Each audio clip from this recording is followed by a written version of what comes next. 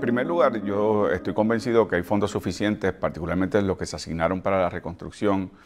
en donde deberíamos estar enfocando el tema de la reconstrucción en áreas que ya tienen una huella urbana, es decir, la revitalización de zonas que ya están impactadas o construidas para buscar revitalizar esas viviendas o lo que pueden ser estructuras comerciales y no continuar con un sistema de desparramamiento de nueva construcción en las afueras de las áreas de los centros de los cascos urbanos. Así que en ese sentido, eso aporta a lo que es la economía desde el punto de vista de la construcción, pero al mismo tiempo no impacta lo que son terrenos que pueden ser protegidos ya sea con propósitos de reservas naturales o lo que pueden ser reservas agrícolas.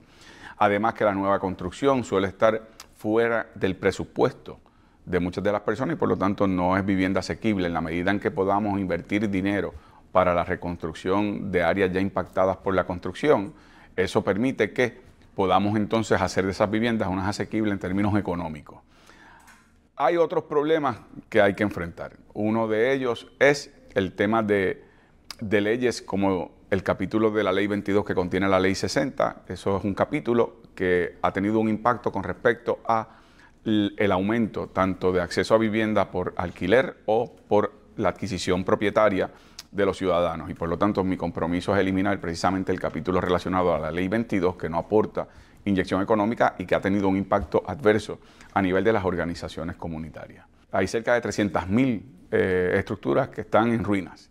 y más de 600 escuelas que están abandonadas porque fueron cerradas pero no fueron reutilizadas para otros propósitos. Si nosotros calculamos que cerca de 70.000 a 100.000 familias son las que están buscando acceso a vivienda y no tienen suficiente inventario para acceder a las mismas o no tienen la capacidad económica, estamos hablando que la revitalización de cerca de una tercera parte de las viviendas que se podrían reconstruir, rehabilitar para hacerlas como residencias para personas, entonces estamos hablando de que ese es un objetivo lograble. Eso requiere, como insisto, en establecer alianzas con las organizaciones que tienen el conocimiento y el peritaje, de manera tal que se puedan coordinar esfuerzos a nivel municipal, a nivel de las organizaciones de base, a nivel del gobierno central y lo que son las asignaciones de fondos federales para la reconstrucción. En el caso de renta y compra, hay un elemento que hay que considerar. Muchos de los jóvenes que no están teniendo acceso a vivienda es precisamente por las penalidades que impuso la reforma laboral 1 y 2. Que básicamente, aunque redujeron los periodos de vacaciones, enfermedad, maternidad, etcétera, lo que hicieron fue alargar el periodo en donde una persona puede tener permanencia en su empleo. Y eso es un periodo de 1 año. Por lo tanto, muchos de estos jóvenes cuando van a buscar el financiamiento hipotecario o quieren tener la certificación laboral para poder adquirir una vivienda por medio del alquiler, no pueden porque no tienen una certificación de que tienen un empleo estable ya, ¿verdad?, en propiedad. En segundo lugar, como dije anteriormente, aquí hay un inventario de vivienda, hay que hacer un inventario riguroso. Yo estoy convencido que con las organizaciones de base podemos tener una información colaborativa para tener con precisión dónde están la mayor cantidad de viviendas que se pueden reconstruir o rehabilitar. Por ejemplo, en el caso de San Juan se calcula en cerca de 40.000, 50.000 propiedades que están ya sea en ruinas abandonadas o que están vacantes, pues eso permite que se pueda impactar en unas áreas y en otras áreas en donde tal vez no hay esa disposición de propiedades o estructuras, que entonces ahí puede haber unos proyectos de vivienda que puedan ser entonces con estrategias distintas a las que no sean la revitalización de esos cascos urbanos. Hay unos fondos federales que están asignados para la reconstrucción y eso tiene que ver con fondos federales asignados durante el periodo de lo que fue el desastre de María, pero también hay fondos federales que se asignaron luego de los temblores y por lo tanto hubo estructuras impactadas, particularmente en la zona sur, cuando tomas Yauco, tomas Peñuelas, tomas particularmente Guánica, que fue el epicentro de los temblores y el movimiento telúrico. Bueno, pues en esos casos se puede utilizar dinero para precisamente esa reconstrucción de forma segura. Yo creo que es importante también señalar, y ha sido un reclamo que han hecho organizaciones de base, en donde hay estructuras, por ejemplo, de escuelas que están en abandono, en donde el criterio de adquisición de la propiedad son criterios económicamente que podrían tal vez pagar unas personas que tengan económicamente el ingreso suficiente, pero que organizaciones de base que quieren hacer un trabajo para lo que debe ser un propósito de política pública principal, acceso a vivienda, a techo seguro.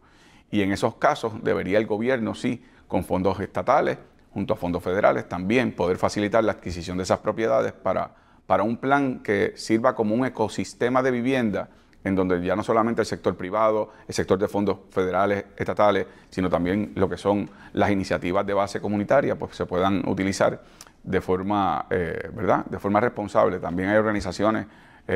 como el Otro Puerto Rico, que ha trabajado el tema de vivienda y acceso a vivienda. Yo creo que con todas esas organizaciones hay que sentarse a dialogar y ver cómo establecemos una estrategia en un marco donde se puedan utilizar todos los fondos disponibles. Yo creo, en primer lugar, como le dije,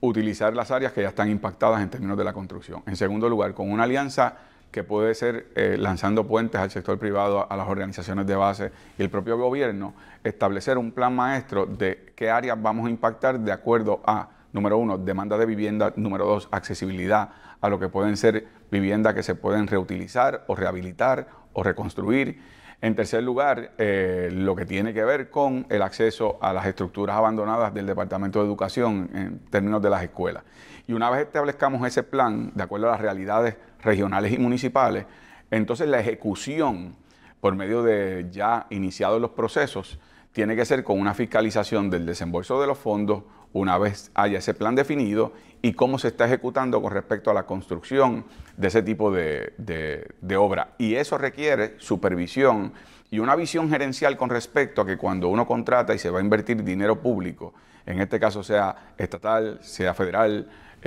hay que tener la responsabilidad de quien es contratado, tiene que responder precisamente por los criterios contractuales por los cuales se obligó. De no ser así, que hay unas penalidades con respecto a la persona o la compañía que se lleva ese tipo de subasta. Yo creo en la presunción de otorgar el permiso como válido una vez se cumple con la entrega de documentación requerida de acuerdo al tipo de construcción o de rehabilitación en términos de infraestructura que se vaya a hacer. Los permisos en Puerto Rico ha sido el dolor de cabeza, no solamente en términos de desarrollo económico comercial, sino también en muchos de los procesos que está enfrentando el gobierno de Puerto Rico con la infraestructura y la recuperación después de María y de los temblores. Por lo tanto, ahí hay que bregar con el tema de cuánto está en manos del gobierno de Puerto Rico, cuánto está en manos de reglamentación federal y tratar de hacer, como te dije hace un rato, unos puentes de diálogo para que esa reglamentación federal de alguna forma se pueda aplicar de vía excepcional a las condiciones y las realidades que está enfrentando Puerto Rico en estos momentos. Estamos hablando de una población donde el 60% del país vive bajo los niveles de pobreza. Estamos hablando de una población azotada por la inflación, una población que además en el tema preciso de construcción se le impone un impuesto al inventario que carece los procesos de construcción en Puerto Rico porque no hay suficiente inventario para no tener que pagar lo que son precisamente esas contribuciones especiales. Creo en la eliminación del impuesto al inventario y creo que el dinero que reciben los municipios se debe complementar por parte de otro tipo de iniciativa para la recaudación de esos fondos, pero no penalizar a aquellos que tengan suficiente inventario. Además de eso, pues naturalmente ese tipo de subsidio ayuda a, por ejemplo, casos particulares de administradoras del hogar, lo que se llama comúnmente jefas de familia o madres solteras, que tienen además de la responsabilidad de ser el único ingreso en su hogar, además de tener las responsabilidades que le imponen las estructuras sociales del país en términos del hogar, también pues tienen que garantizar un techo seguro para sus hijos. Eso facilitaría un proceso de adquisición de residencia y debe ser por medio de apoyos o subsidios de acuerdo a los ingresos que tengan los solicitantes. Habría primero que hablar con no solamente la banca comercial, hay que hablar con el cooperativismo, que puede ser también una fuente de financiamiento para este tipo de iniciativas, pero hasta que no hablemos con quienes tienen de primera fila el conocimiento del tipo de incentivo que puede ser más útil para la adquisición de estas residencias, como te había mencionado al inicio, lo que son las organizaciones de base, lo que pueden ser las agencias de gobierno que se dedican a este tema, poder entonces evaluar qué incentivos no son lo suficientemente accesibles, hacerlos más accesibles o crear nuevos incentivos que puedan ayudar para la adquisición de vivienda. Yo creo que aquí lo que hay que tener como norte en términos de política pública es que las personas tengan un techo seguro donde residir y yo creo que en ese sentido se debe ajustar de acuerdo a esas estrategias. La política de revitalización de cascos urbanos permite que en muchos lugares donde ya básicamente los centros de esos cascos urbanos se han convertido en pueblos fantasmas, la adquisición de estructuras para su revitalización y al mismo tiempo eso tiene una inyección en términos comerciales en la medida en que se repueblan los centros de los cascos urbanos o las áreas impactadas en términos urbanos. En esa medida entonces se pueden establecer comercios, hay vida económica, puede haber oportunidad de empleo, repoblar nuevamente con personas que están buscando vivienda que se pueda entonces dar accesibilidad, que haya vivienda asequible a personas particularmente de escasos recursos. Y en ese aspecto, los informes que yo he tenido oportunidad de evaluar,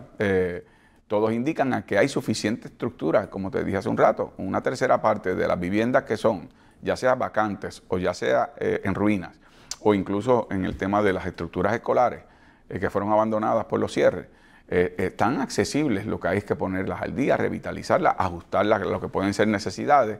Y cuando hago referencia a los cascos urbanos, es que en muchos casos y en muchos pueblos, aun cuando hay estructuras abandonadas, no deja de haber en muchos de esos cascos urbanos oficinas médicas para acceso, ¿verdad?, a personas que son adultos mayores. Hay estructuras escolares porque usualmente las escuelas que fueron penalizadas fueron escuelas más hacia las zonas rurales en Puerto Rico. Así que da una manera de facilitar servicios, como usted señaló, de acuerdo al demográfico que podamos ir impactando para acceso a esas viviendas. No se trata de que el gobierno en esta política de revitalización se va a convertir en un agente de bienes raíces al pago del mejor postor. Es la idea de establecer programas para que las personas que están buscando vivienda puedan adquirirla, que principalmente son personas de escasos recursos o incluso personas de la mal llamada clase media, que hoy día sabemos que es una clase socioeconómicamente empobrecida. Así que no es una política de desplazamiento. Lo que ha sido una política de desplazamiento es precisamente el capítulo de la Ley 22 que contiene la Ley 60. Esos han adquirido propiedades en donde luego de que las renuevan o remodelan, entonces aumentan los costos de alquiler o los costos de adquirir la propiedad por medio de compra y venta, y entonces comienzan a aumentar los costos de comercios que se ubican cerca de esos lugares, donde son lugares donde el poder adquisitivo es mucho mayor, y personas que antes vivían están siendo desplazadas con un efecto de gentrificación que ha roto comunidades, y ya no solamente en las áreas, ¿verdad?, que típicamente se veía ese fenómeno como el Viejo San Juan o las zonas turísticas del área metropolitana. Lo estamos viendo en Luquillo, Isabela, Rincón, Dorado con esteroides, en otros lugares en Puerto Rico, en donde ha tenido un impacto en lo que es la infraestructura social y comunitaria de muchos pueblos. Precisamente cuando se habla del desplazamiento y la gentrificación, se trae el tema de la proliferación de los alquileres a corto plazo. ¿Cómo usted trabajaría con este tema para evitar el desplazamiento de esas comunidades? Hay que regularlo. No se trata de prohibir el alquiler a corto plazo, porque después de todo hay personas que son puertorriqueños y puertorriqueñas que utilizan eso como un mecanismo de ingresos y de inversión económica. Pero tiene que regularse para evitar el impacto que ha tenido en términos de los costos, altos costos de adquirir vivienda por medio de alquiler o compra. En segundo lugar, hay que regularlos con respecto a las ubicaciones de este tipo de alquiler a corto plazo. Supongamos un condominio donde predominantemente la población es de adultos mayores y alguien heredó el apartamento de algún abuelo y de repente lo está usando para alquilar a corto plazo, donde entonces las personas que participan de ese alquiler lo que están es haciendo ruido, generando problemas en las áreas comunes del condominio, altas horas de la noche, fiestas, y eso es algo que continuamente ha estado ocurriendo. Por lo tanto, se tiene que regular para también ver la composición demográfica, social de la comunidad que es impactada por el alquiler a corto plazo según se realice. Bueno, en el proyecto de Patria Nueva, en el caso de los jóvenes, está el compromiso de eliminar lo que es la reforma laboral, que les penaliza con periodos mucho más grandes en términos probatorios y que no tienen certificación de estabilidad de empleo. En segundo lugar, me mencionas lo de adultos mayores. Obviamente nosotros tenemos la propuesta de reforzar los centros de cuidado de adultos mayores y crear un plan piloto de lo que son centros de cuidado de adultos mayores que sean intergeneracionales. Recordarás que esa era una propuesta en donde también sirvan como lugares de cuidado para niños y jóvenes, en donde pueden interactuar con adultos mayores. Eso permite desarrollo cognitivo y energía de lo que es el adulto mayor, recibir, ¿verdad?, la visita y la presencia de niños y jóvenes, poder leerles cuentos, poder compartir sus vivencias. Eso enriquece también la experiencia de esos niños y jóvenes y le da accesibilidad a las administradoras del hogar o jefas de familia para poder tener más accesibles cuidados para sus niños y jóvenes. En tercer lugar, me mencionas lo de la comunidad LGBTQ+, y eso tiene que ver en parte también con una propuesta que está incluida, que es la idea de que se prohíba el discrimen a personas para tener acceso a cuidados de adultos mayores por razón de que sean parejas del mismo sexo. Y eso es un problema que ha estado existiendo, donde aunque no hay un discrimen ¿verdad? Directo, sí hay un discrimen aparente cuando se trata de personas del mismo sexo, y por lo tanto hay que tener políticas que impidan ese tipo de discrimen para acceder a los cuidados de adultos mayores, que también les da acceso a residencia y cuidado. Y por último, mencionaste los estudiantes, y los estudiantes o jóvenes también tienen que tener facilidad de no solamente reducir los periodos probatorios, tener facilidad de acceso a empleo, tener facilidad de subsidios para adquirir su propia propiedad. Y finalmente hay una población vulnerabilizada que obviamente personas que padecen de sinhogarismo, que suelen ser personas también que han tenido problemas ya sea de salud mental, ya sea de conducta antisocial, o que estuvieron en el sistema carcelario en Puerto Rico, personas que son ¿verdad? Dependientes de sustancias controladas. Yo creo que hay que revertir lo que el Estado ha estado haciendo, que es que para que tú puedas acceder a una vivienda con un techo seguro, tienes que cumplir previamente con unos pasos de rehabilitación, de lo que es también atención, ya sea de psicólogos, ya sea de trabajadores sociales o tratamientos médicos. Yo lo que creo es que hay que priorizar en darles la vivienda, y que paralelamente, según van viviendo en una residencia segura, al mismo tiempo vayan entonces cumpliendo con lo que son las necesidades de darle atención, de salud mental, de acabar con el ciclo de dependencia de sustancias controladas. Es revertir la idea de que primero tengas que cumplir con estos pasos antes de poder tener acceso a un techo seguro. Una de las propuestas que nosotros hicimos como parte de la Defensoría de Asuntos de la Mujer, el que haya acceso a vivienda para las que son víctimas de violencia de género. Y eso tiene que ver desde los apoyos de intercesoras, tiene que ver con los apoyos de los centros, ¿verdad? Y los albergues para protegerlas, pero también en esa transición de adquirir una vivienda, porque en muchas ocasiones lo que las lleva nuevamente a repetir el ciclo de estar sujetas a actos de violencia es que no tienen independencia económica. Así que tiene que ser complementario a poder fortalecer la independencia económica de la mujer, el hecho de que tenga también acceso a esa vivienda, y es parte de la política pública en términos concretos, pero en estos casos particulares de las comunidades vulnerabilizadas, que sea una prioridad de política pública el que ese acceso se da en condiciones particulares que deben tener prioridad.